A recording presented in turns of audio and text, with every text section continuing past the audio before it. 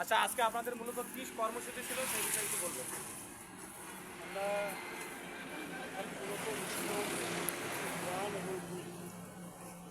এই অঞ্চলের যারা যুব যোদ্ধা তারা প্রয়াস নামে একটা এনজিও, সেই এনজিওর মাধ্যমে নতুন কিছু করার একটা প্রয়াস তারা করছে।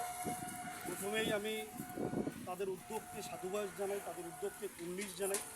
তার কারণ আজকের দিনে প্রত্যেকটা মানুষ সবাই নিজের নিজের কাজে ব্যস্ত। সমাজের কাজ করার জন্য আমরা কাউকে খুঁজে পাই না। ঠিক সেই জায়গায় দাঁড়িয়ে প্রয়াস ওয়েলফেয়ার সোসাইটি, সেই প্রয়াস ওয়েলফেয়ার সোসাইটির যে সমস্ত যুব যোদ্ধারা আছে তারা সবাই এগিয়ে এসেছে। একটা বিষাক্ত গাছ, পার্থেনিয়ামের গাছ, যে গাছটা সমাজের ক্ষতি করছে, সেই গাছটাকে নিধন করার জন্য যুব ভাইয়েরা, যুব যোদ্ধারা এগিয়ে এসেছে। আমি আমার পক্ষ থেকে তাদেরকে কুর্নিশ জানাই। ঋষিগঞ্জ হসপিটাল, সেই হসপিটালের দিদিমণি তিনি এখানে উপস্থিত রয়েছেন, তাকেও সাধুবাদ জানাই প্রয়াসের পক্ষ থেকে।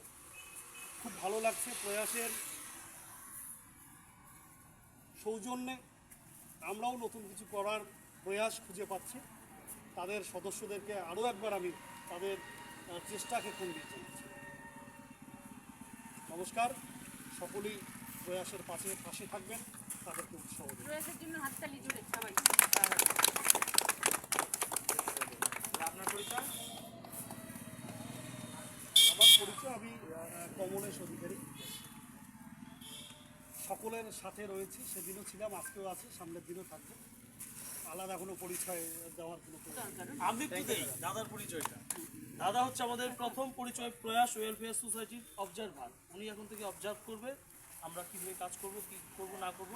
আর হচ্ছে উনি একজন সমাজ সংগঠক মানুষ, যিনি নিরন্তর সমাজের এই সমস্ত কাজগুলি উনি করে চলছে। ঘোকসাডাঙ্গায় বাড়ি 19 জিপি, সেখান থেকে আমাদের এই কাজে ছুটে এসছেন, প্রতিনিয়ত খোঁজখবর রাখছেন কোথায় কী কাজ করছে। এবং উনি এক রাজনৈতিক সংগঠনের পশ্চিমবঙ্গ রাজ্য তৃণমূল যুব কংগ্রেসের সাধারণ সম্পাদকও বটেন। ওনার রাজনৈতিক পরিচয়, সামাজিক পরিচয়, উনি ছোটোবেলা থেকে সমাজের কাজগুলি করেন, সংগঠন ছেলেদের সংগঠিত করে এই সমস্ত কাজে ঝাঁপিয়ে পড়ে। আমরাও ওনার নেতৃত্বে এই প্রয়াস ওয়েলফেয়ার সোসাইটি এগিয়ে চলছি। আমার কয়েকটা কথা আছে, এবার আমি বলি যে হলো যে বাজারের যে বিল্ডিংটা আছে ওটার ওপরে প্রতিদিন সব টয়লেট করে। এর জন্য আমি প্রতিদিন বাজারে যাই, আমাকে প্রত্যেকেই বলে এটার ব্যবস্থা করা। বিল্ডিংয়ের ওপরে, নিচে হলো সবাই দোকান, ওপরে টয়লেট করে সব, এটার কিছু ব্যবস্থা করা হোক।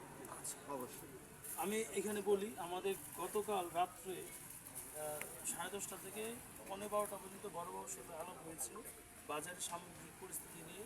ওখানে উপরতলায় প্রস্তাব করে, প্রস্তাবের ফুটা পড়ে মানুষের সাধারণ মানুষের গায়ে পড়ে এবং আমাদের আমতলা নদীতে ফলা দিয়ে আমরা মারছি, এই সমস্ত নিয়ে বৃহত্তর মানববন্ধন কর্মসূচি, অ্যাওয়ারনেস ক্যাম্প, এবং আমরা নিজেদের খরচে আমরা জিসিবি মেশিন এনে ওখান থেকে নোংরা আবর্জনা সরাবো, সরিয়ে দেখিয়ে দেবো যে আমরা পরিষ্কার করি, শুধু লেকচার নয়।